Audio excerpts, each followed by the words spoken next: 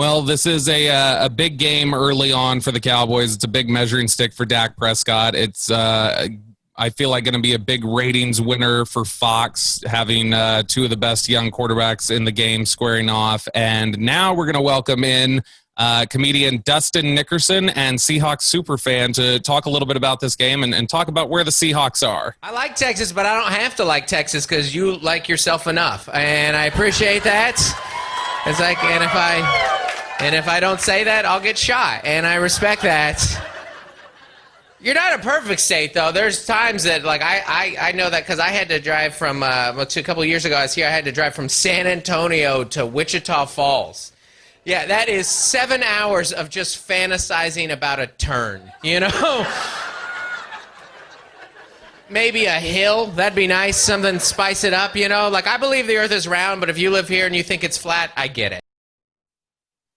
Joining us now is Dustin Nickerson. Dustin is a stand-up comedian from Seattle. He has been seen on Comedy Central, Netflix, Fox, just to name a few. He can also regularly be heard on Sirius Radio XM. Dustin is a diehard Seahawks fan. He is also the co-host of the Don't Make Me Come Back There podcast with Stephen English, and you just heard him there. He's a very funny stand-up comedian. You can follow him on social media. I believe they're all Dustin Nickerson, right? DustinNickerson.com, Dustin Nickerson Twitter, Dustin Nickerson Instagram, right? That's correct. That is correct. Thank you for having me. I'm excited to talk some Mariners-Rangers baseball. That's why we're here. Yeah. That's what we love. See, now we're actually very familiar with the Mariners, not just for the rivalry, obviously, of course, with the Texas Rangers. But David Hellman, who works for DallasCowboys.com, is like this weird outlier as somebody who didn't live in Seattle or anything else, but he's like a giant Mariners fan. Yeah. It doesn't make sense. Yeah. It doesn't make sense. It makes absolutely no sense. But he cheers for the Mariners, and so we constantly get trolling from him around here. So Cowboys Nation is very familiar with Mariners talk, so I think they're comfortable with that. The rivalry is probably a stretch. It's a rivalry. And, like, there might be two rats fighting in your backyard, but you don't care. Nobody cares about this rivalry. No, it's always interesting backyard. Yeah. They're always either both bad at the same time, or like one of them is good while the other's bad. You never have them like both good at the same time. It's like the Angels will be pretty consistent. Right. And so whenever the Mariners or the Rangers rise up, that's who their rivalry is. But we never really get the mesh of Mariners and Rangers, not since the Griffey days anyway. It just like bothers me because like there's really no reason why he should like this team. I mean, he's from Louisiana and was born in Florida, and I'm like, why do you stand this team so hard? And there's absolutely zero logic behind the situation. I would imagine he's probably Griffey era, right?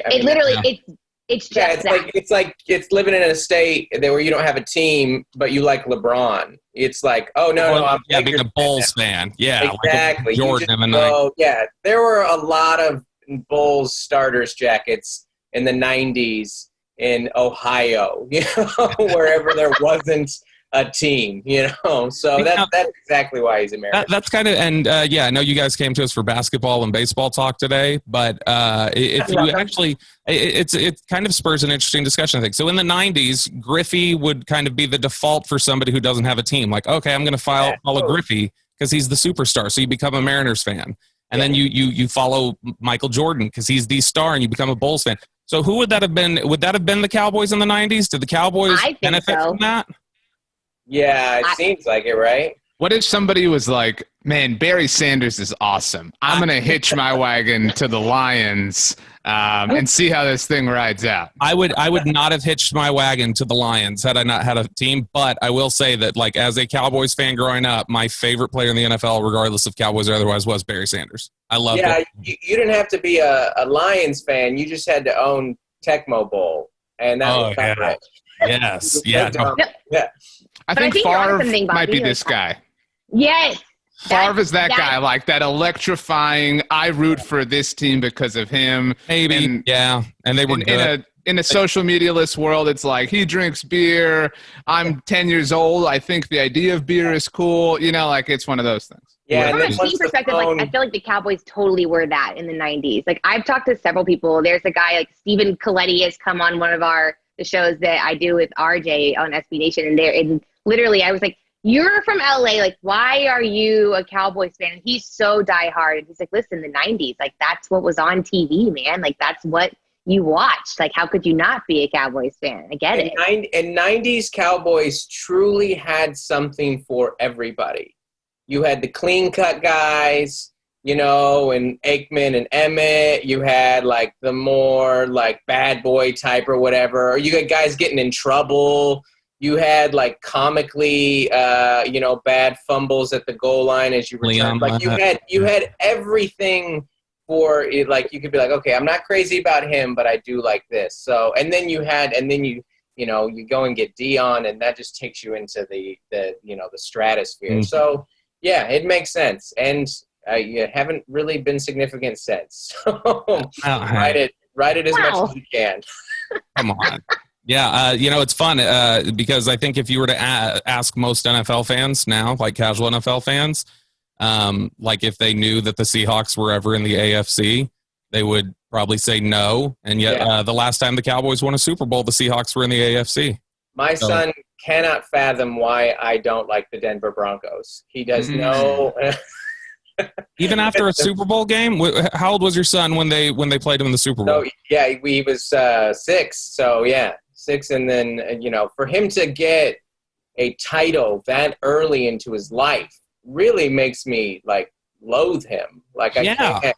Because Seattle is the long-suffering sports city. I mean, we were forever. Like, you would always hear about, like, Boston and stuff, but their other teams were always winning. We were losers everywhere, and then our best team moved to Oklahoma.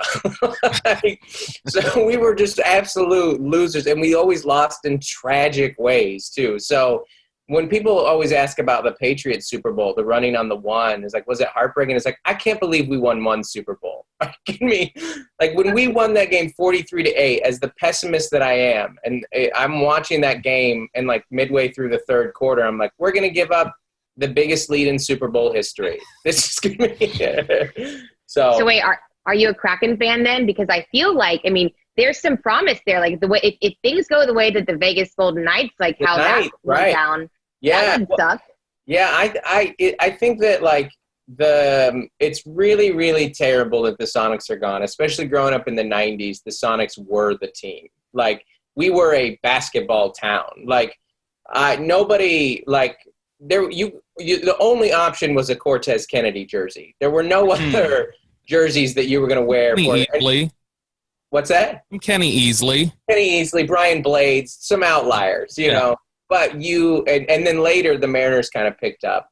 But I think with the Sonics leaving, like, it's really rallied the fan base in, like, every sport. I mean, even the Mariners have still pretty good attendance. And then, like, when we got a soccer team, it went crazy. And I think the turnout's going to be excited for the Kraken. Kind of the sport, yeah. Yeah, I think Seattle had I mentioned Barry Sanders, Silverdome, fantastic name for a venue. The Kingdome, one of the all-time slept-on names for a facility.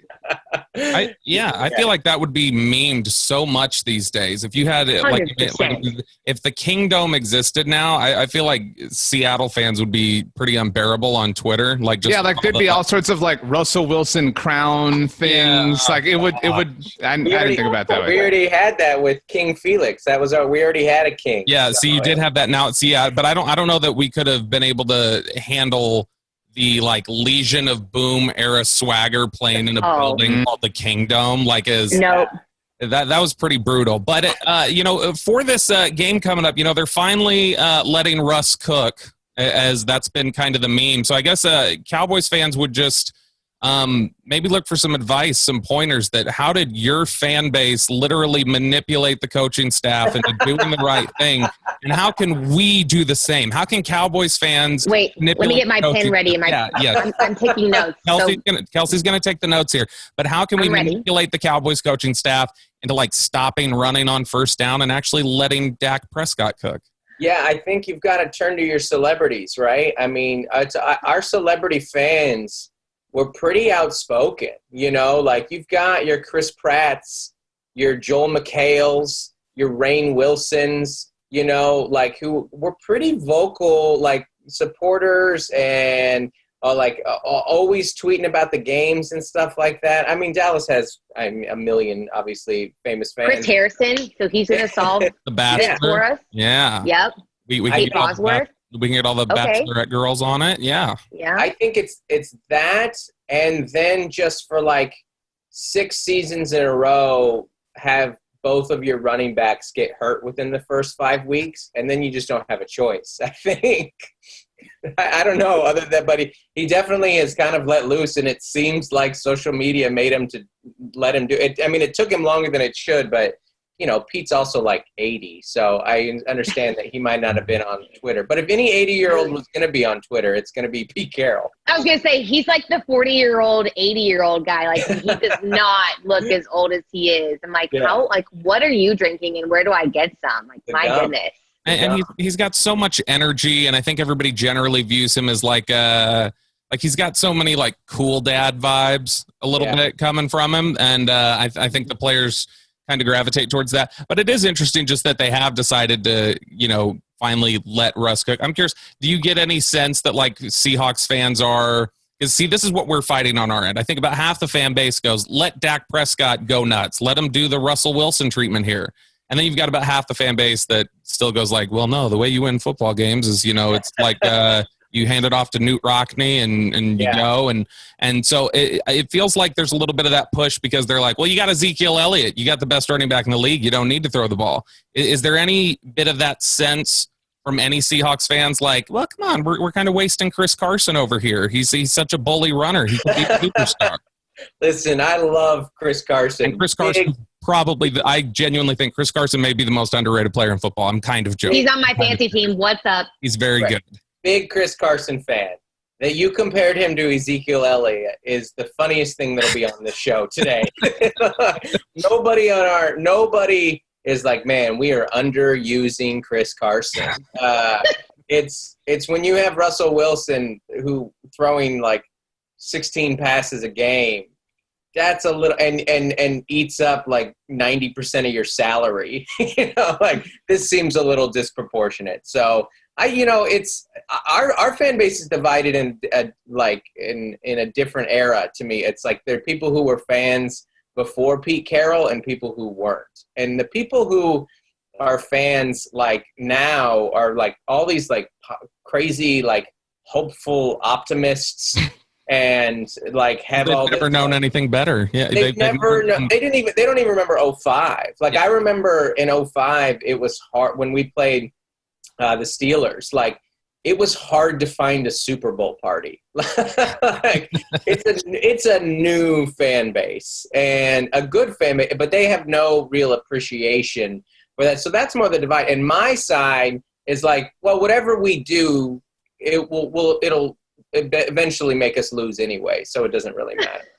Wait, how about not having any fans? I mean, I feel like that's just such a huge thing for a component whenever teams travel up to Seattle, and now that that's no longer, I mean, do you feel like you guys lose a little bit of your advantage? I can't help but imagine you're a little weary about some guys coming in without that added element. I think like 3 years ago maybe, but like last season I think we were way worse. I don't think we were way worse at home than we were on the road. I think we were like 500 or I don't remember exactly, but we were very beatable at home last year. So maybe people just got used to it. But some of that is like, you know, noise helps defense more than it helps offense.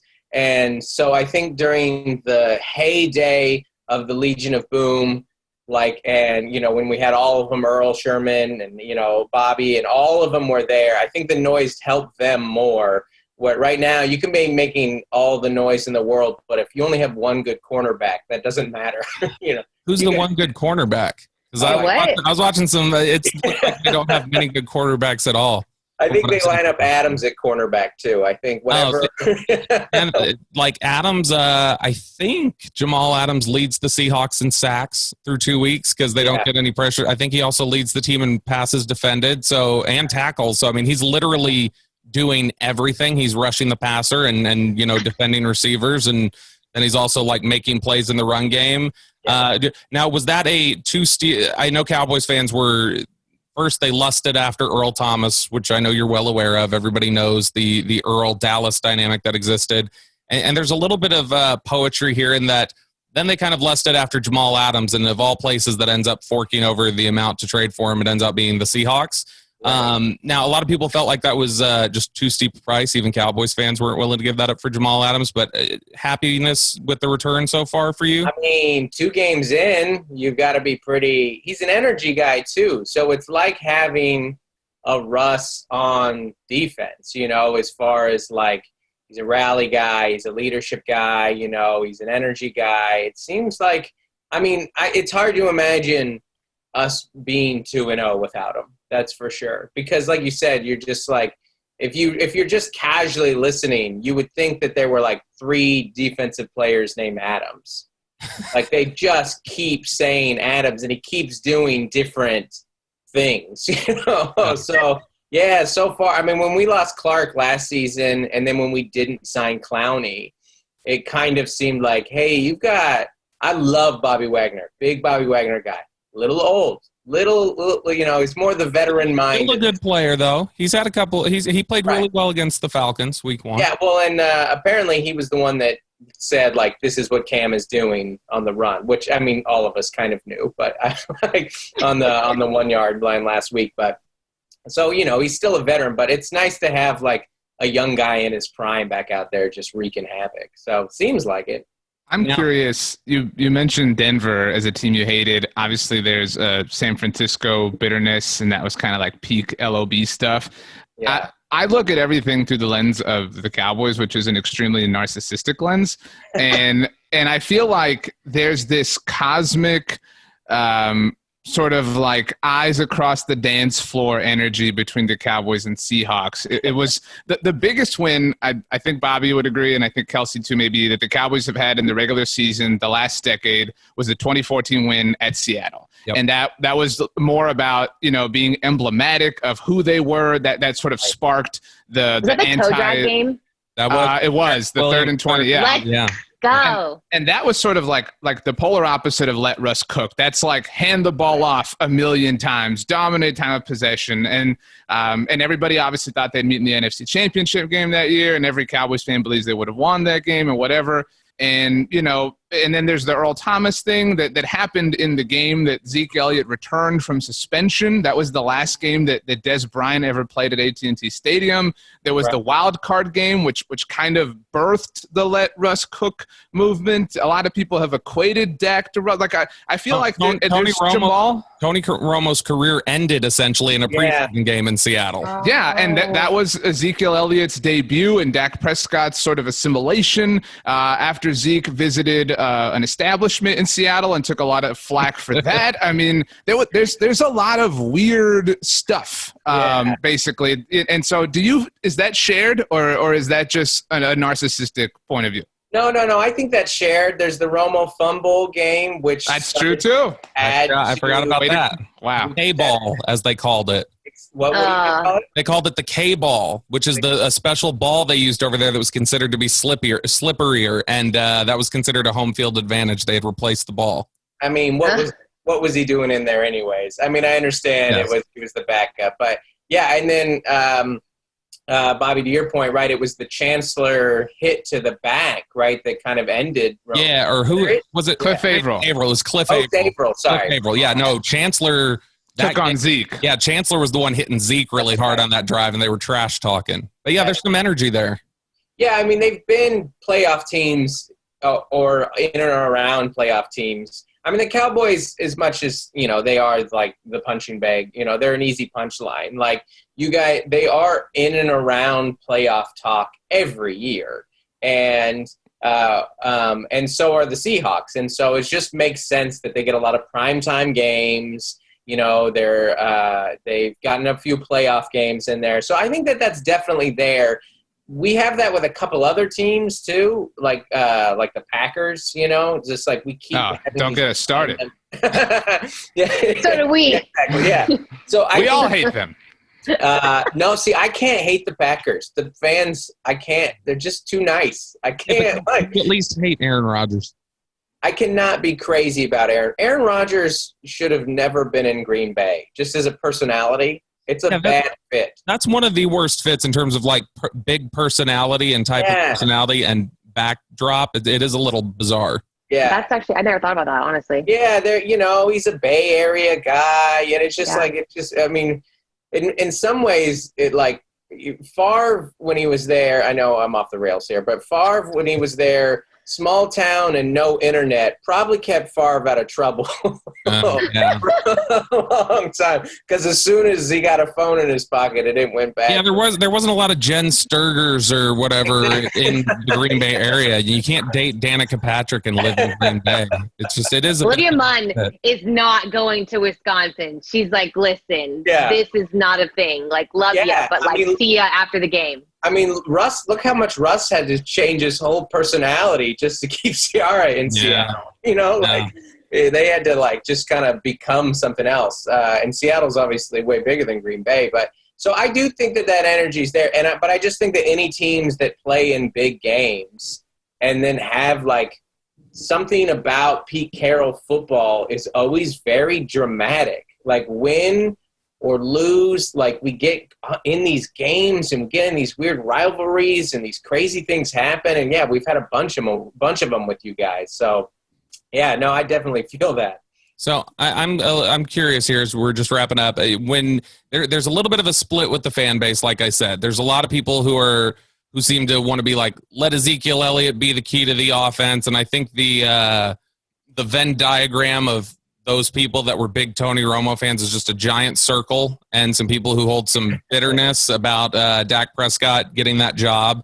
And then there's another half that says, he's one of the top quarterbacks in the league, and it feels like there's a little bit of this Joe Flacco energy around Dak now with the national conversation of a bunch of people going, oh, he's elite, and other people saying, no, he's trash. Nobody's scared of Dak Prescott. So I'm curious, as a Seattle fan, them coming in this week, does Dak Prescott concern you? Is he somebody that when you're entering the game, are you like, man, we got to stop. We can't let Dak beat us?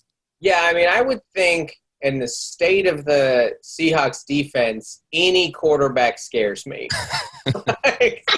Literally anything on the field. Yeah, if you can throw a ball, I'm pretty scared. Everyone's talking about Drew Brees can't throw anymore. I was like, wait till we play him.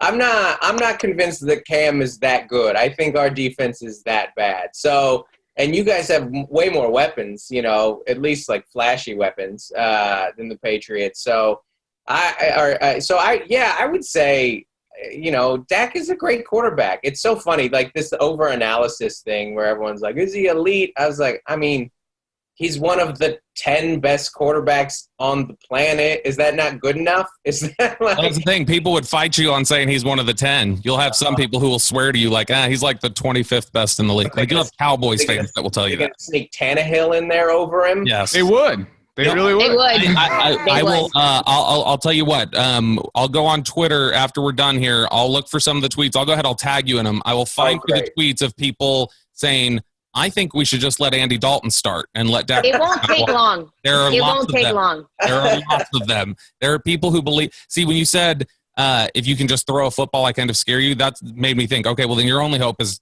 Andy Dalton comes in because Andy Dalton showed in one play last week he couldn't throw a football anymore. I forgot you guys had Andy Dalton. Dalton. And does Andy Dalton? Is it just me or does he look like the bully in A Christmas Story? Oh, he did. Literally said this week on my show. You did say Scott Farkas. Yeah, he is very Scott Farkas. Okay, so I'm not that original on it. The way he does his hair and everything, when it panned across the sideline, I was like, "Whoa!" That's it. I've always thought of him as more Syndrome, the adult. Oh, that's a great call. That's hilarious. Because it's the hair side by side. Yeah, I mean, just in general, it feels really easy to just say any redhead looks like another redhead. But I tell you what, the Cowboys have had that market cornered for years. The redheaded backup quarterback. Yes. Dalton, Jason Garrett was the backup, and then he was the head coach. You had Brandon Whedon. Cooper Rush was the backup. I'm not convinced Kyle Orton didn't have a little shade of red? Like he was like Auburn-y. That's true. Yeah. Yeah. I mean, Kitna had a pink head. Yeah, I mean that's close. Close, yeah. It's in the Like at the stem, sure. Yeah. Yeah, that's it's the same shaded area. Sure. I love John Kitna. Big John Kitna fan. We do too. He is one of it. That was probably the most unpopular move of the offseason, was letting John Kitna go after being quarterback's coach here. But Yeah. you know, if Dak Prescott is allowed to cook like Russell Wilson is, I think people will get over it pretty quick. Yeah, I'm a Dak fan. I like Dak. I like Dak for speaking out over the depression and the stuff with his brother more than ever, and the idiot pundits responding to him. It just made me love him even more. So yeah, you could. I mean, who am I to say it's so hard. There's so, you can take system, you can take coaches, you can take all those. He's amazingly good, but now more than ever, you will never catch me saying a bad word about Dak. But I do hope he throws like 6 interceptions this week. Well, you won't find him saying a bad word about Dak. Occasionally, you'll find him saying a bad word about Texas in his stand-up comedy. As I said, when we played that clip, he does. He was very nice about Texas. I was sitting. I saw Dustin in January when he came to the Addison Improv with Taylor Tomlinson, who is another very funny comedian. And he was very complimentary of Texas. But you can follow him on Twitter and Instagram at Dustin Nickerson, and then check out his work over on his website, DustinNickerson.com. Dustin, thanks so much. And, hopefully Chris Carson carries the ball 40 times on Sunday. I think they're going to hand it off to Adams. I think he's RB this week. Hey, thanks for tuning in. If you would do us a favor, hit subscribe over here. And if you want more Cowboys content, you can check it out over here. Thanks again for watching.